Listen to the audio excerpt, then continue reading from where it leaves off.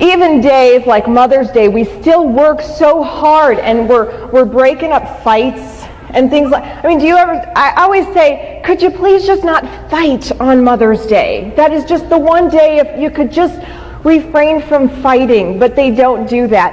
And my daughter today at breakfast, my 7-year-old, said today, Mom, we're going to treat you like a maid today since tomorrow's Mother's Day. And my husband said, so any other day, that's just we're treating her like we normally do. Is that what you're... Yes, exactly. I have the privilege of working where I go into schools and talk to middle schoolers and high schoolers about healthy relationships and things like that. It's been a great eye-opening experience for me. But one of the things that we do when I first go into their classroom, I have them write down 3 goals that they would like to achieve by the time they're the ripe old age of 28.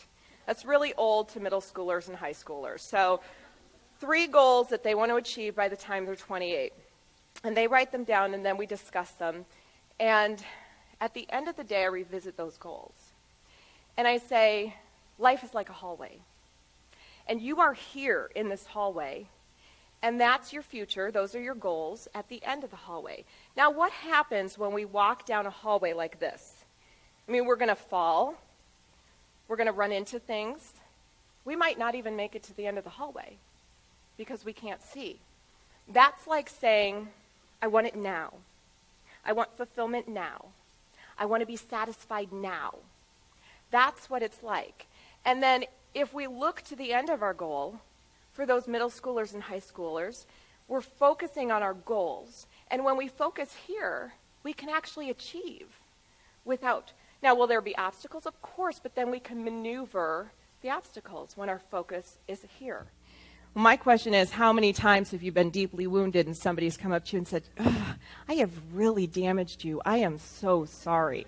And that just does not happen very often. So it is really hard, but we need to know how we're supposed to do this massive thing.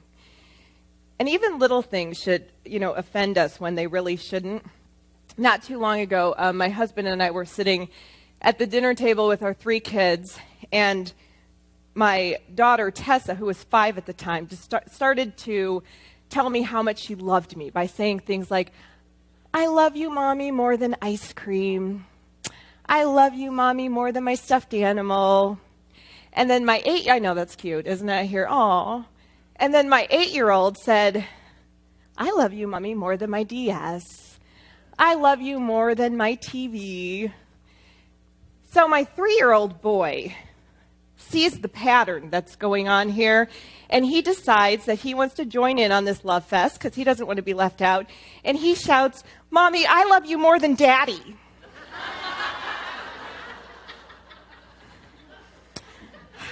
The love fest stopped right there. Who can tell me, if I were to say to you guys, you are incredibly valuable, what does that mean to you? When I say you are valuable. When I quit drinking, I experienced some physical withdrawals. Now, I was a daily drinker. So you'd think that I would experience these really heavy physical withdrawals, but I didn't. But they were strong. And I wasn't expecting them. I got sober on June 27th, which was a Wednesday. And then on the 4th of July, which was just 1 week later, we went to a party. Now, it wasn't one of those big bashes. It was just a bunch of families together. It was a lovely time. But I kid you not, every conversation was about drinking. Every single one. Not one person had something to say that didn't involve alcohol. It was crazy. And so I thought, okay, I'm just white-knuckling it here. I'm just trying to get through this party. And if I could just get some food in me, I would probably feel better. Does anyone have sugar? Sugar, I need sugar. I was thinking things like that. And somebody finally brought out this beautiful fruit bowl. And it was in this watermelon rind. It's gorgeous. And I started to dive in, and the person who brought out, this has been infused with rum! Yay! There is nothing like this book to get us through a day of small children. Am I right? Because I don't know about you. Yesterday, we had a very long day, and I laid down on the couch, and I said as lovingly as possible, go outside. I need you to go outside right now because I'm going to kill you. She is just so funny. But she took a backpack and she was going to run away, and she loaded everything that you might need to run away, like a handful of ponytail holders and a bunch of toys. And she may have had a couple outfits or two. I'm pretty sure there was no underwear in there because moms notice those kind of things. But she decided she was going to run away to our swing set in our backyard. And it was like 9 o'clock on a summer night, so it was kind of dark. And I said, Tessa, honey, I don't want you to run away, but if you feel this is something you must do, I just want you to know it's dark and there might be some bugs and it's kind of chilly out there. So without saying a word, she went and grabbed a jacket, a fly swatter, and headed out back. And we have, our swing set, we have these massive spider webs and spiders that make these huge webs at night. They go from like our tree to the swing set.